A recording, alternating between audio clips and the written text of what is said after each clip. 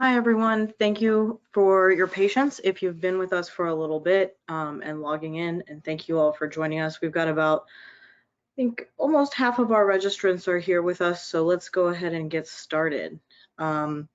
First, I'd like to thank you for joining the National Cybersecurity Alliance and the Cybersecure My Business team to demystify all the hubbub around the Cybersecurity Maturity Model certification. If this is your first time attending one of our programs, welcome. If you are a returning attendee, welcome back.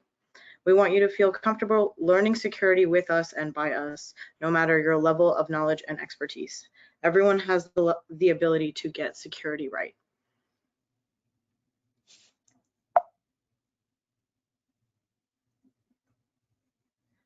The National Cybersecurity Alliance, as you can see, is a collective of convening partners who recognize the strength in the security collective. They believe in educating individuals and organizations on cybersecurity best practices, and we also believe in amplifying collective efforts to increase cybersecurity awareness. If you have not done so already and would like to stay on top of our events, programming, and resources, please follow us on Twitter, Facebook, and LinkedIn. We are wherever you are. Please visit StaySafeOnline.org for any of our guides, tip sheets, and other resources. And of course, while you're there, please remember to sign up for our newsletters. We have lots of exciting news coming up leading up to October and all year round. We'd like to thank our sponsors. Today, our sponsor is Redspin. We also have long-term year-round sponsors who we would like to thank. One of those is Trend Micro for making this programming and others possible for you guys.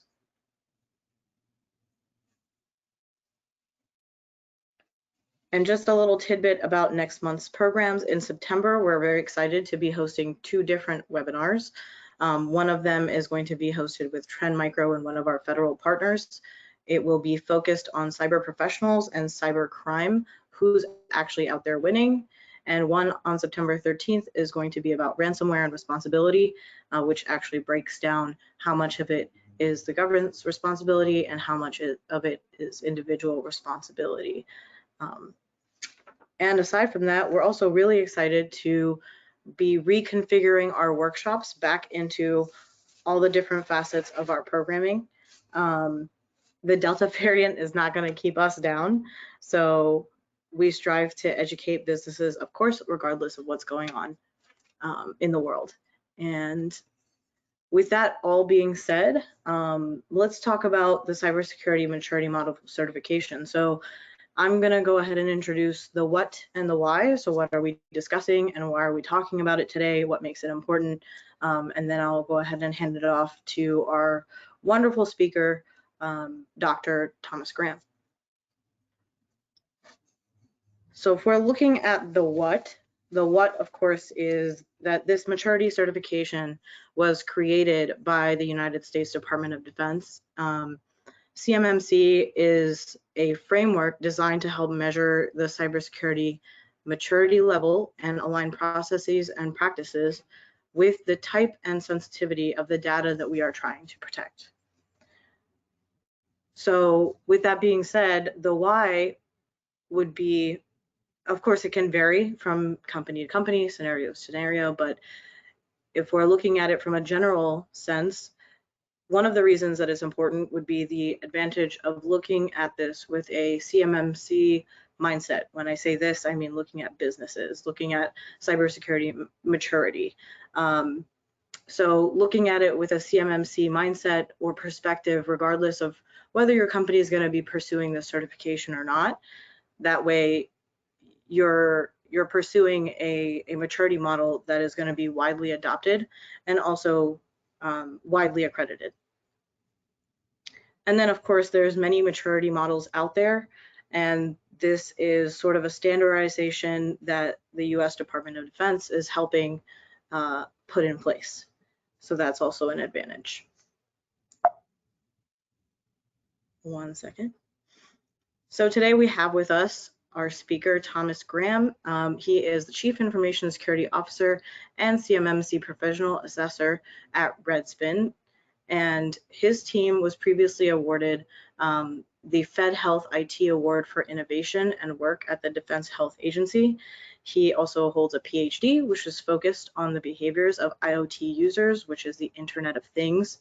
In the age where we all understand the importance of people, process, and technologies, they're all equally important. That is definitely someone I want to hear talk today. He serves on the MIS Advisory Board at East Carolina University, and he has held many industry recognized certifications. So without further ado, I will let Dr. Graham take over. Thank you, Zarmina, and thank you everyone that's here with us today. I hope everyone's having a great day. So CMMC, it is a four-letter word. However, it's not something that really needs to be as confusing as it's been here to begin with. But to kind of frame it, Zarmina, if you go to the next slide.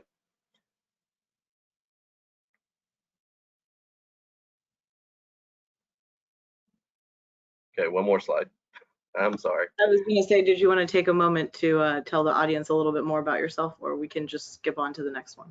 Well, sure. I can take a moment. So Zarmina gave a pretty good introduction for what I have done, but as she mentioned, right now I am the Chief Information Security Officer for Redspin, as well as one of the provisional assessors. We are the first authorized C3PAO that's made it through the CMMC process.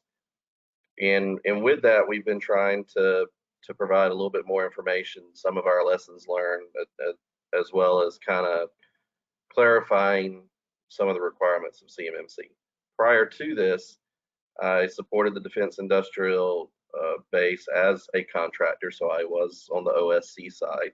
And as she mentioned, the team that I oversaw worked with the Defense Health Agency, and we received the Federal Health IT Award for Innovation in 2018. The research that I conducted, it was on Internet of Things. It's out there. You can read it if you want to put yourself to sleep one night. But it focuses on a specific subset of IoT, which is mHealth, which I don't think is being talked about quite enough these days. As you see at the bottom, I've spoken at multiple industry conferences, and I actually am speaking at another conference this week as well. So, and I have a tendency to stay pretty busy. Well, we're glad to have you. So, kind of looking at what we're going to talk through today. So,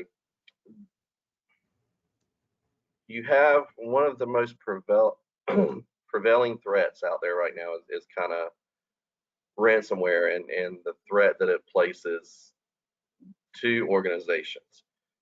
The threat itself can't be completely solved by CMMC, but CMMC itself can help provide some of those mitigative steps. It is one of the emerging gold standards for security, and the reason why is because it's not just a check the box activity. It's not something where you can just turn it over to your IT people or your security people and call it a day. It is taking the requirements and matching it up to a level of maturity, and the maturity is gauged on the level of maturity in your organization, not just your IT department or not just your security department. This is one of the natural evolutions for security in organizations. It's not the assessments. We've always taught assessments. Hey, have you done an internal assessment? Have you done a third-party assessment? Those assessments are the check the box activity. Are you meeting the requirements of, let's say, NIST CSF, ISO, or whatever your framework may be?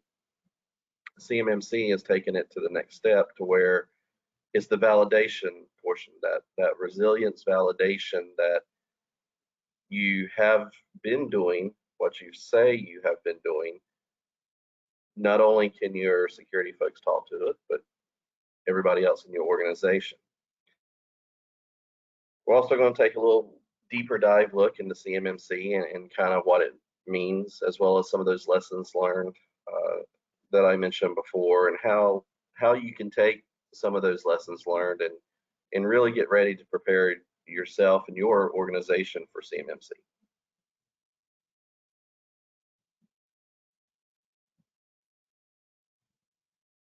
All right, so as I mentioned earlier, one of the most prevailing threats out there right now is ransomware.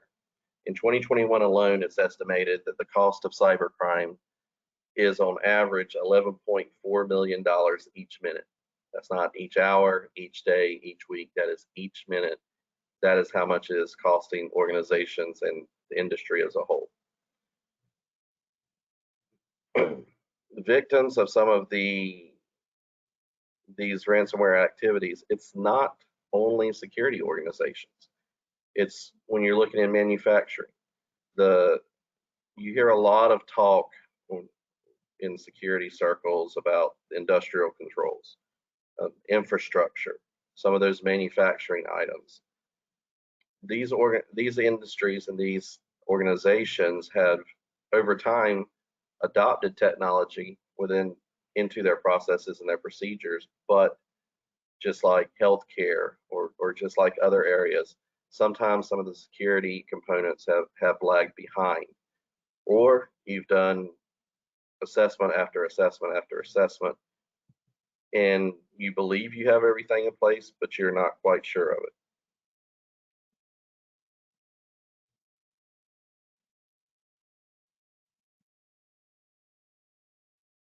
Next slide, please, Armin. Sorry.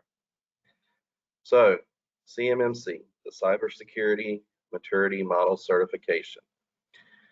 The CMMC is focused on two primary categorizations of data, being FCI, or Federal Contract Information, or CUI, Controlled Unclassified Information. This, coming from the DoD, makes sense that these are two of the areas that they are wanting to concentrate it on. However, the part that a lot of folks are missing that aren't familiar with CMMC is that this framework is going to apply to approximately 300,000 defense industrial-based contractors. Many of these contractors may or may not have been addressing these items in their organizations up to this point, and now this is becoming a reality for them. I believe that the first contracts that are requiring CMMC items are getting ready to come out here in the first quarter of 2022. But regardless, the tenets of CMMC, the onus of CMMC, is validation. For many of the DoD defense contractors, they have, for the last several years, they've been self-attesting to NIST requirements, to DFARS, saying that they have been doing it. CMMC is now the validation piece. The reason being is that the self-attestation did not work. When they would do spot checks of organizations, they were finding that many of the items that organizations were attesting to just really wasn't in place.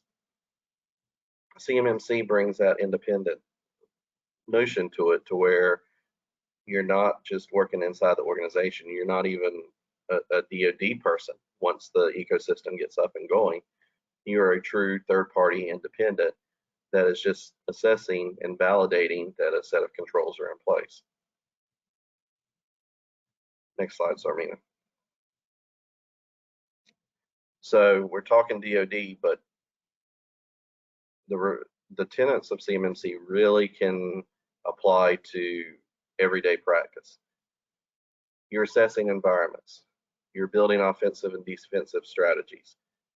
You're rehearsing what is in place and what your processes and procedures are, so when the time comes when you have to do it, you automatically can do it. It's that muscle memory. Are your people and your processes working as they are supposed to? 90% of the time, if you talk to an IT person or a security person, absolutely. But if your organization is mature and they're doing it like they're supposed to, instead of looking at your IT or your security individuals, can you go to your, let's say, a VP of marketing, and they understand the procedure to prevent certain types of information from making it on social media or making it onto your personal website. So how can we get this done? Well, it's a combination of factors. You have audits, you have red team activities, you have the individual security control validation, and those immersive IR exercises that goes into that resilience validation that Redspin has been championing. The CMMC takes these tenets and applies it now out to a larger audience. Next slide, Zarmina. So what did we see whenever we went through our own DIVCAC assessment? Next slide, Zarmina. First thing you have to understand is the CMMC as a whole is progressive. And in level 1, which probably 80 to 85% of all defense industrial base organizations will have to meet at a minimum, it's basic cyber hygiene. It's 17 controls within the larger set that now you have to only show that they're in place. You don't have to show that you have back-end policy and procedure. You just have to show that you're doing it. Well, the next step up is level 2, intermediate, which now you're doing 72 controls, and it's kind of that in between from what a basic organization will have to do to an organization, an OSC, an organization seeking certification, will have to attest to if they are handling CUI. At a level 3, you have to have 3 primary things. You have to have controls in place that actually do what the CMMC process or practice is requiring. That's your technical piece. You also have to have policy and procedures and processes not only in place, but documented and understood throughout your organization. And the third part is you also have to have a strategic plan. How are you in your organization ensuring that the requirements of really not only CMMC, but your own internal security programs are being met? There's level 4 and level 5. These are for higher level organizations, and to be honest, they're not there and ready for CMMC AB yet from an assessment process. Right now, we're only talking levels 1, 2, and 3. Next slide, Zarmina. So, process maturity. Within CMMC, this is the main component.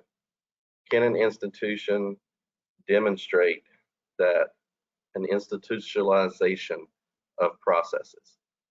Now, what does that mean? It means, can your VP, and I'm going to pick on the VP of marketing just because it's on the top of my head, can your VP of marketing talk about their responsibilities to your IR plan? Can your CFO readily identify and communicate how they're staffing and how you're providing funding for training, not only for your security items, but your operational items? Are these things actually in place? Can you show me how it's being done? What's the evidence? When you're looking at changing an organizational culture, you're talking about paradigm shifts to where instead of just talking the walk, you're actually living it. You are breathing, speaking, sometimes having nightmares about cybersecurity, but that ingrains it into your organization. A lot of folks talk and joke at times of what keeps security folks up at night. It's not necessarily what should keep security folks up at night. It's, oh my God, did I do something that's now caused information to be lost? That extent to which the activity is embedded in the organization. That's what you need to get to for true process maturity. Next slide, Sarmina. Within CMMC, at a level 3, as we just talked about, you have to have the technical, you have to have the processes and procedures and policies, and you have to have the plans. So that establishes good cyber hygiene as a practice. The other CMMC component, the process, is that you're managing it. Can you show, based upon your documentation, based upon your internal activities, that you are following what you say you're doing? How is this really going to work within multiple organizations? That's a good question. Each organization has to ensure that they meet the requisite level of CMMC maturity for the type of information that they are housing. Now, it's definitely true. You can have one prime that has multiple subcontractors. You can have a sub-organization that's a sub to multiple primes. So how are you going to do that? That's going to get into your scoping. And the scoping is step 1 in understanding, here's where my data lies. Here's who has access to the data. Now, once you get that, you can start understanding who has to attest to what level, how are they going to attest to what level, or here's how we're going to help address that step for you. Next slide, Sarmina. Looking at it from a compliance strategy standpoint. So CMMC, part of their process is you have a responsibility traceability matrix. This is a very key piece of documentation that a lot of folks miss. And what it does is it identifies those key stakeholders in each of the areas. Who is the belly button that you need to go to push if something happens? You take that responsibility matrix and the individuals that are identified. Now, do they translate to your policy and your procedure? Do they understand the scope of those assessment activities, of the items under their purview? Does it make sense for your director of IT to be over your personnel security, your HR practices? Probably not, but in most organizations, if you really get into their documentation, that's who they're identifying actually is. Can you understand the objective evidence? Can you understand a firewall rule set or a policy document that may not fit DoD formatting? Can you look and tell the difference between a diagram showing you cloud infrastructure versus brick and mortar and local area networks?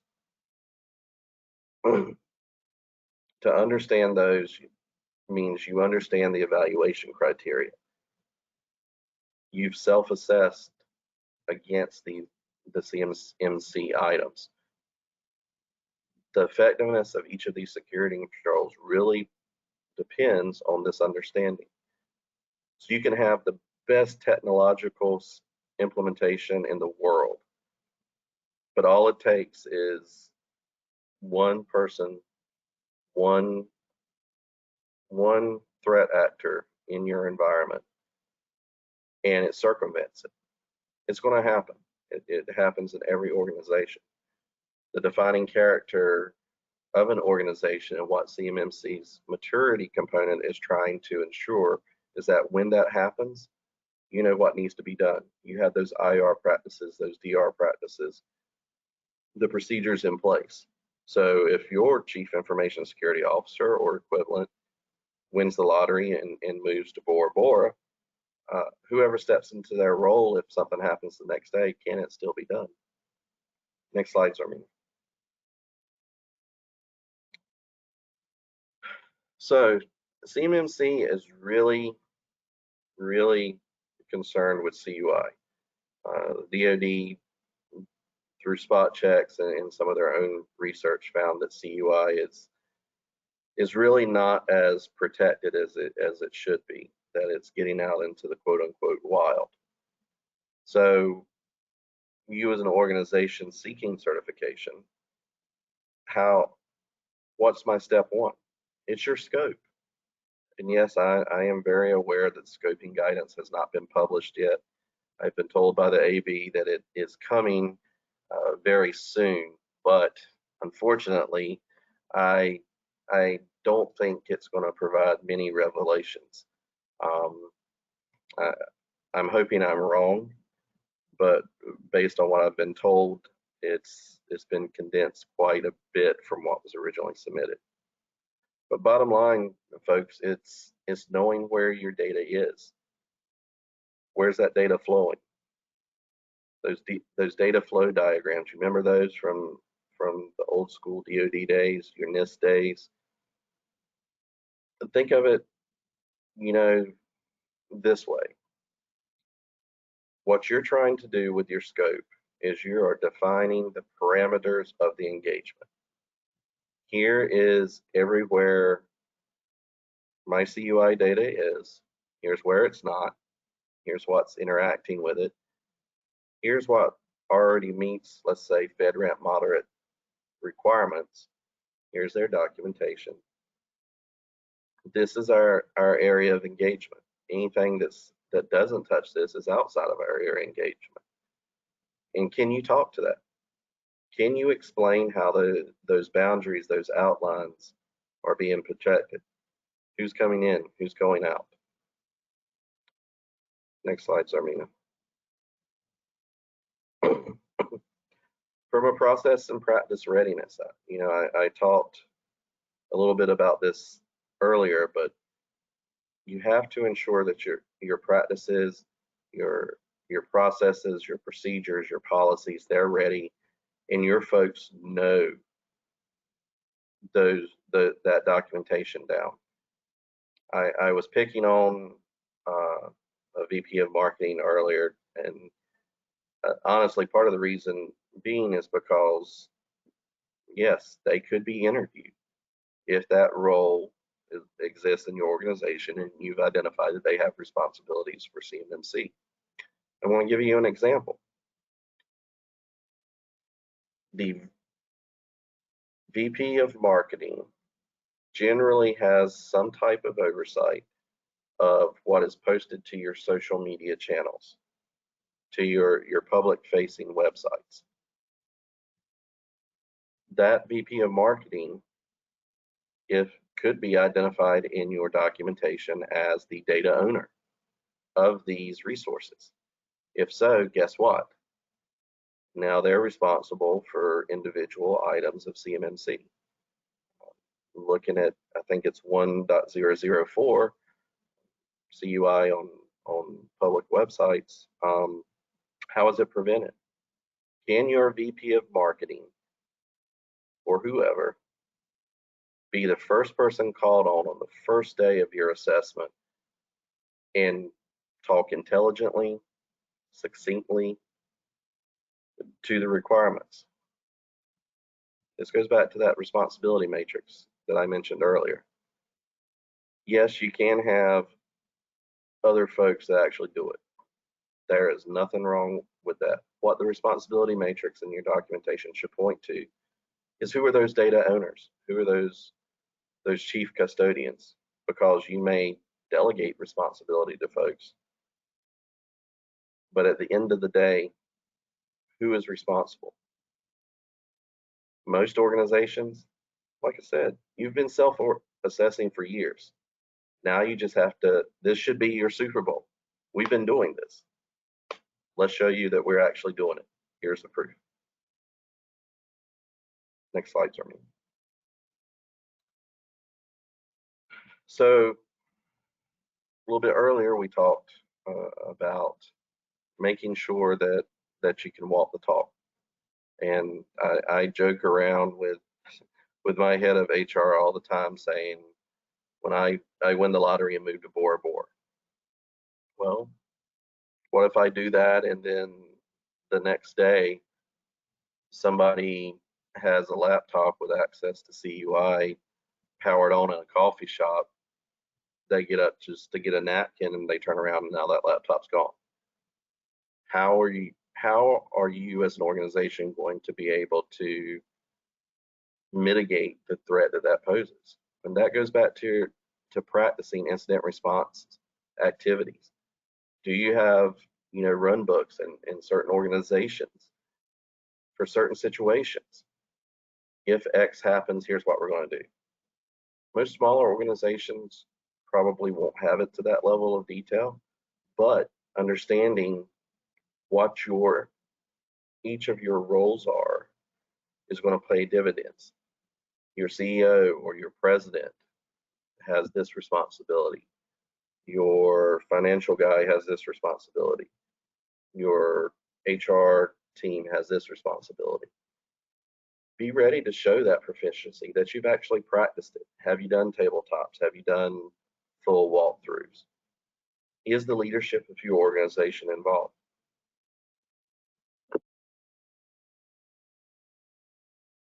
Next slide, Sarmina. At this point, I'm fairly confident most folks probably have seen the CMMC assessment guide. If not, they're out there. You can Google it or go to the CMMC AB website.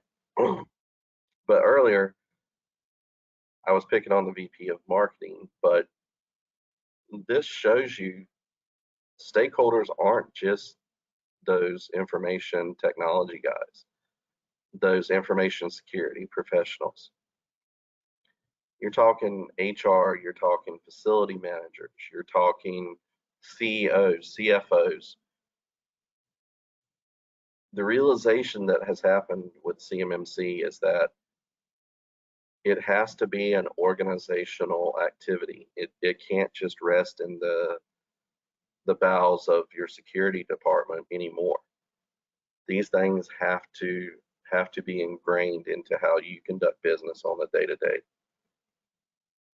Next slide, Zarmina.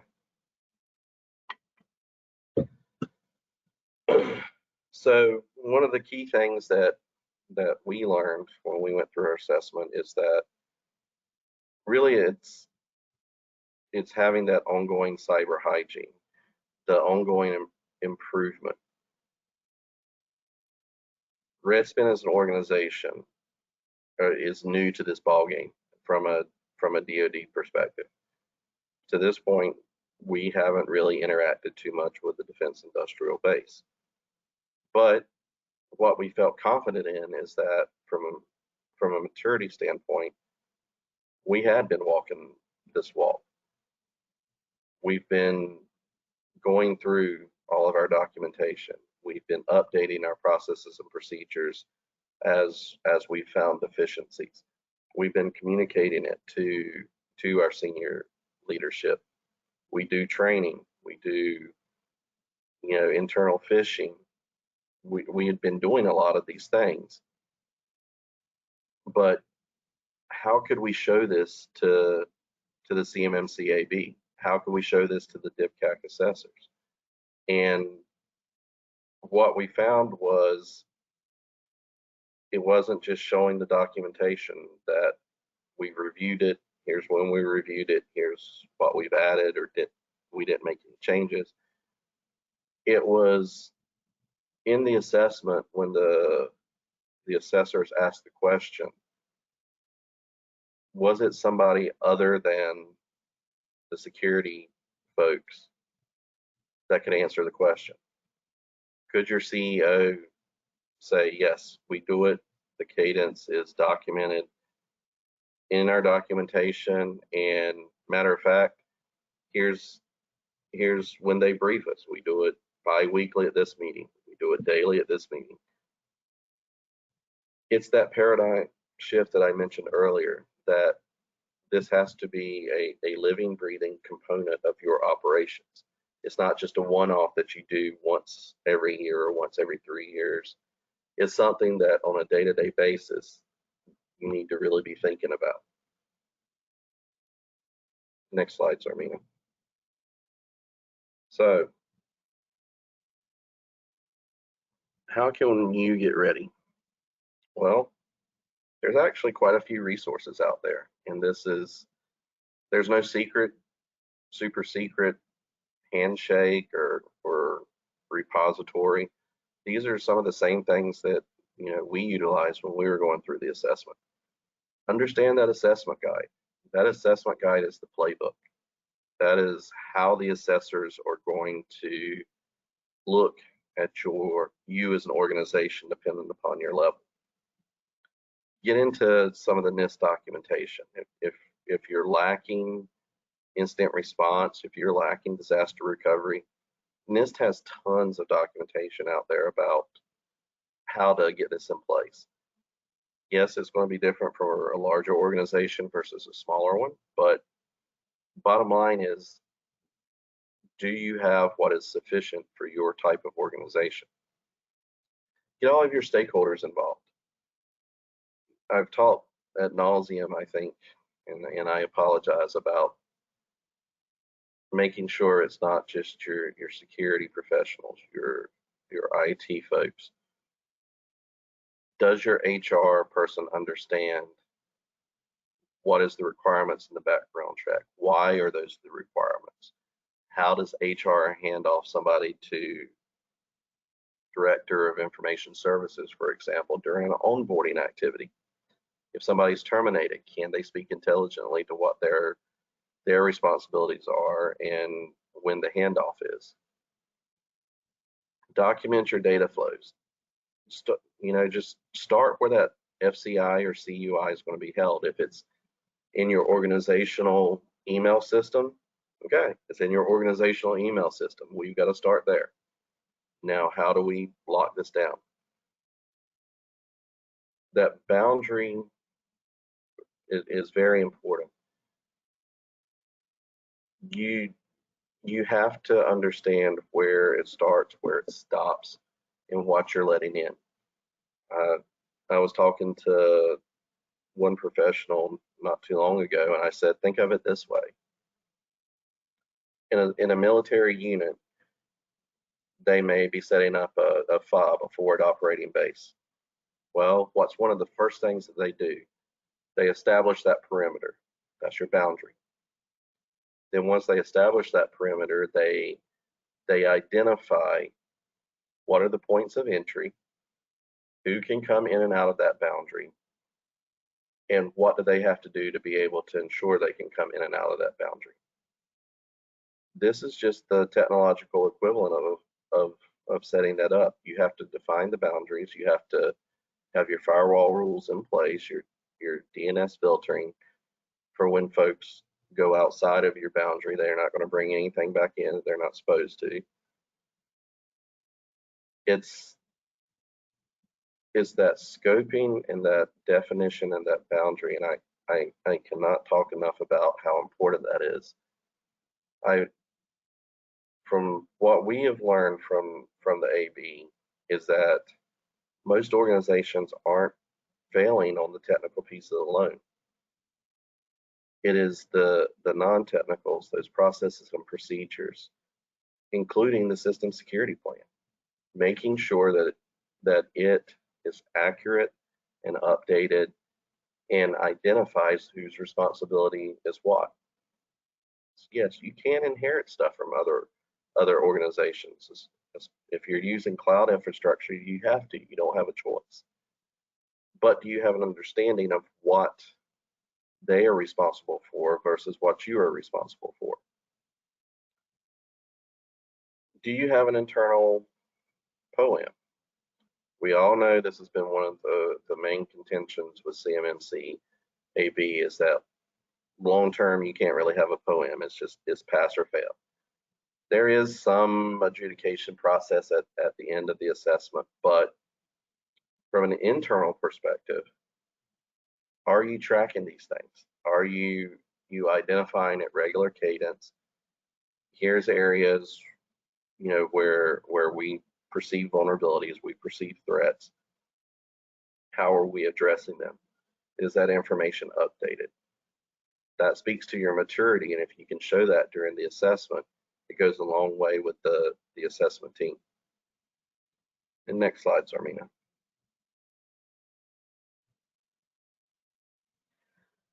One of the other, take a moment to say that we want to give you ample time for questions. So okay. Yeah. I will go through these a little bit faster then. So a couple other things that we identified that was really important. We hired somebody outside our organization to look at what we have to act as our own independent assessor. They provided that lens of they don't have a stake in our organization or CMMC. They're just there to look at the requirements and tell us whether they think we're meeting it or not. Using that information, we were able to close gaps pretty quickly, but make sure that you pay particular attention to that time it takes to remediate those gaps, because it's very easy to get somebody to sign a document. It may not be quite as easy or time efficient to put other technological solutions in place, such as a SIEM or a SIM for log correlation. And next slide, Zarmina.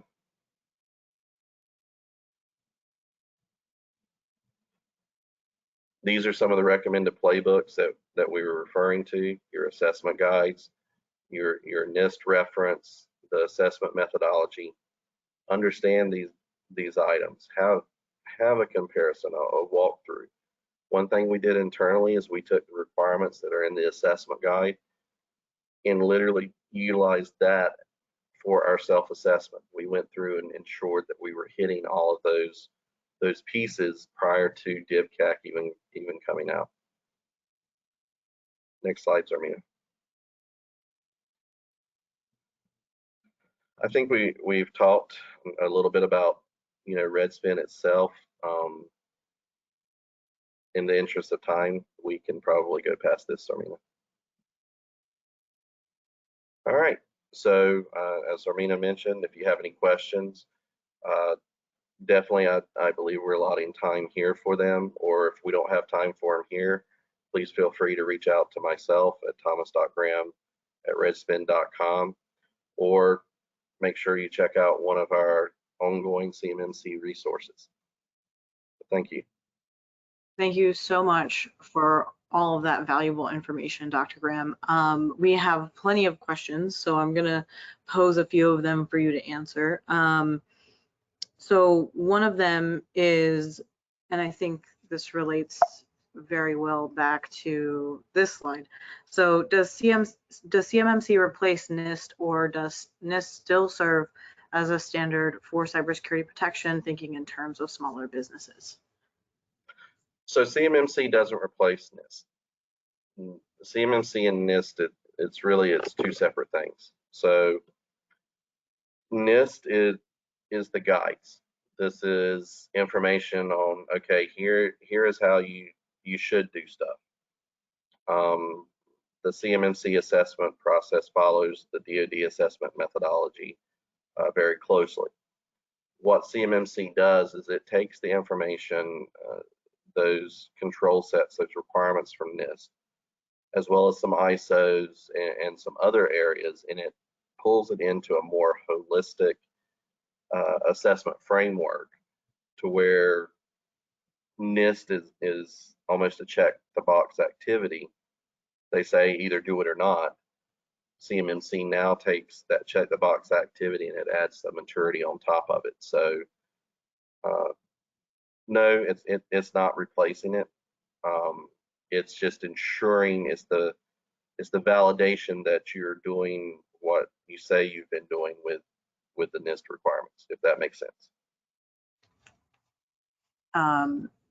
It makes sense to me. We'll wait to hear from our audience. Another question was, does CMMC make sense for private businesses? It seems that this certification is focused on Department of Defense.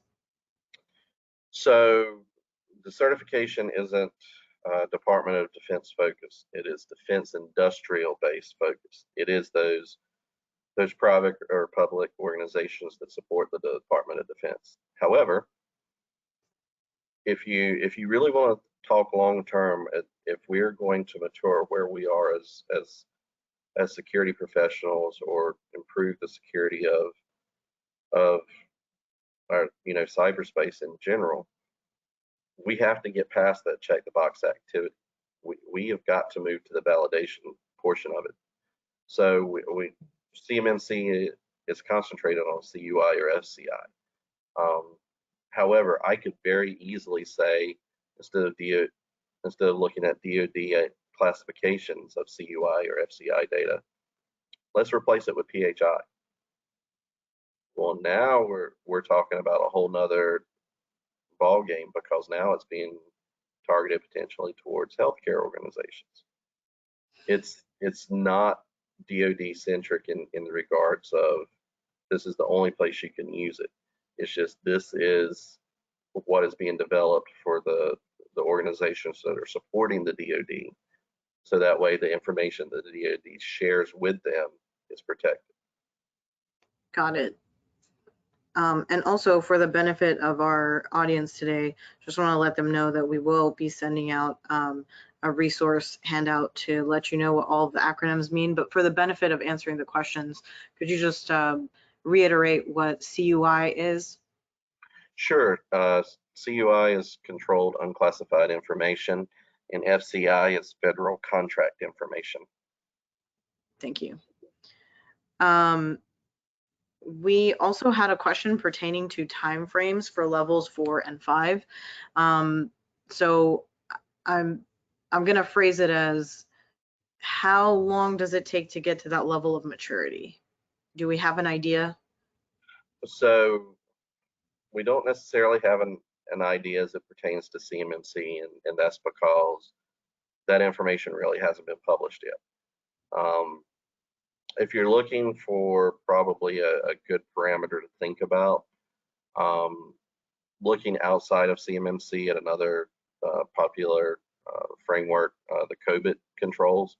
COBIT utilizes maturity, and I could see CMMC level 4 and 5 equating to levels 4 and 5 within COBIT.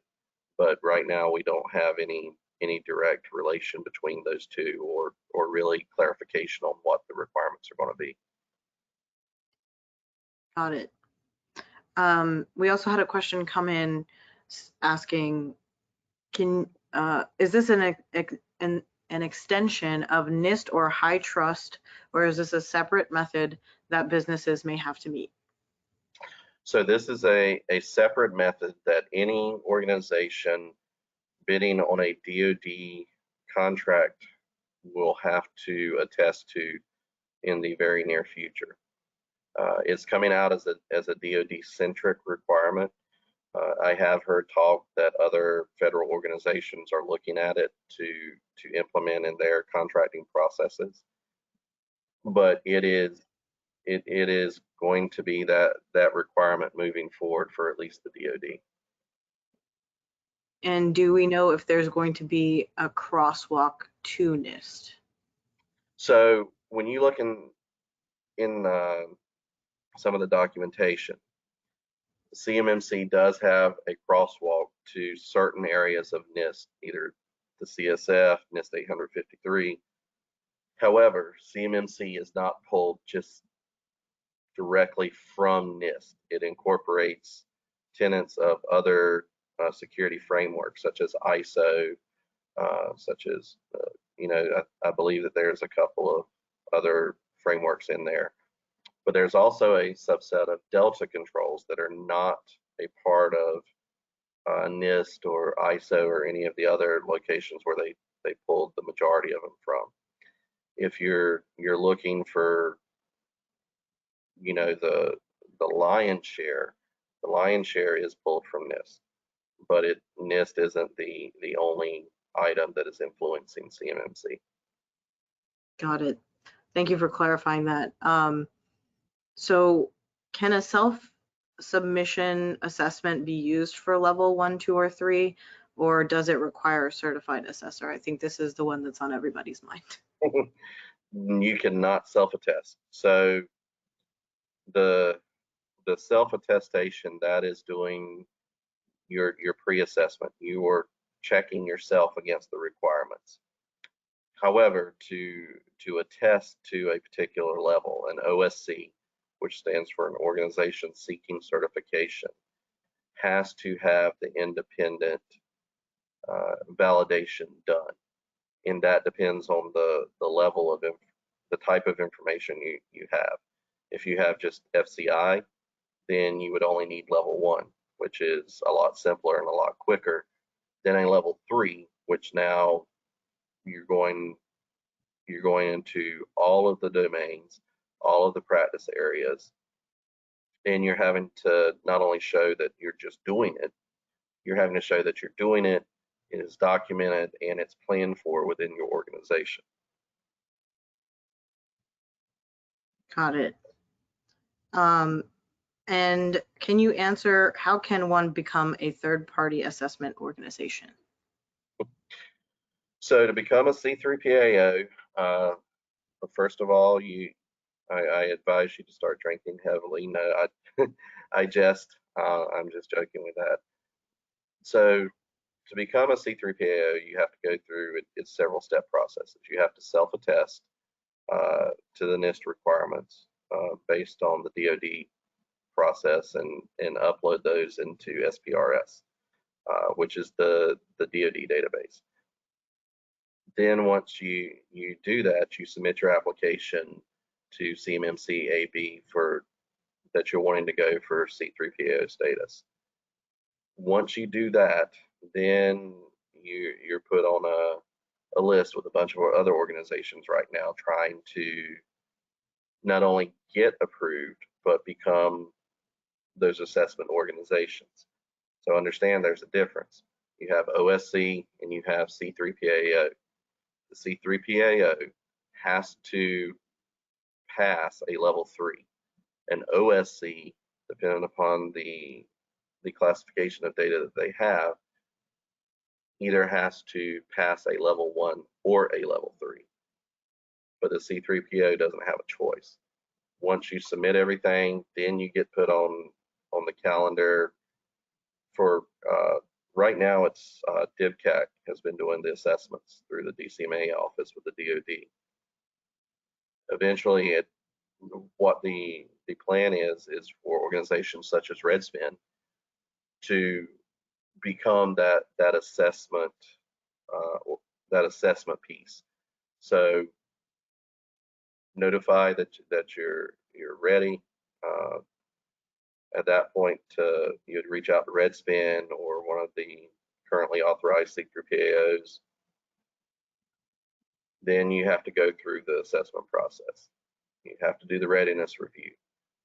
You have to do the formal assessment. A lot of folks have used the terminology of audit instead of assessment, well, because to a certain extent that is what you're going through. The assessments can be virtually, in person, or a combination of both, because you have physical security requirements that it's oftentimes hard to see if you're doing it through a remote virtual session. But if you're interested in becoming a C3PAO, I would advise you to go to CMMC AB's website and start looking through some of those requirements, because I know for us it was a pretty lengthy process. Got it. So I'm going to ask you a little bit of a shorter question because we're coming up on time here. What do you know what the official DoD definition of CUI is? There seems to be a lot of confusion on what the official definition is. So there is a CUI classification guide that is out there. However, for organizations seeking certification that may not understand whether or not they're holding CUI data, the onus right now is that it has to be identified in the relevant contract that you're going to be responsible for housing controlled unclassified information. If it's not called out in a contract, you may be good. And I say may just because there's always those circumstances where somebody left it out and then it actually happens. So I would talk to, whoever you go through your contracts with, and have a discussion with them, because if nothing else, your contracting officers should know what you're signing up for. Well, thank you for answering that question and all of the ones that came in. And also thank you for sharing your knowledge and expertise with us today.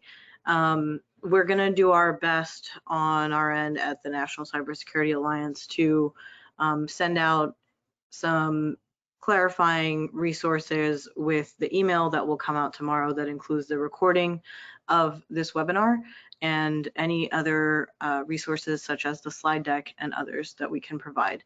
And hopefully we'll be able to answer some more of your questions. But it's really great to see the audience so engaged. And is there anything else you would like to say, Dr. Ram? Yes, just hang in there. This is something new that everyone is having to deal with. I've been told that further guidance is getting ready to come out. Is it going to be worth the wait? I don't know yet, but just remember, we're all in this together. So if you have questions or comments or whatever, please don't hesitate to reach out, because if we can share our lessons learned, what we went through, and it could help one of your organizations make it through, that's going to be the better for the entire defense industrial base. You're very generous minded, and I'm sure we all appreciate that. And with that, I'll say, everyone, please have a great afternoon and stay safe. All right. Thank you, Zarvina. Thank you, everyone.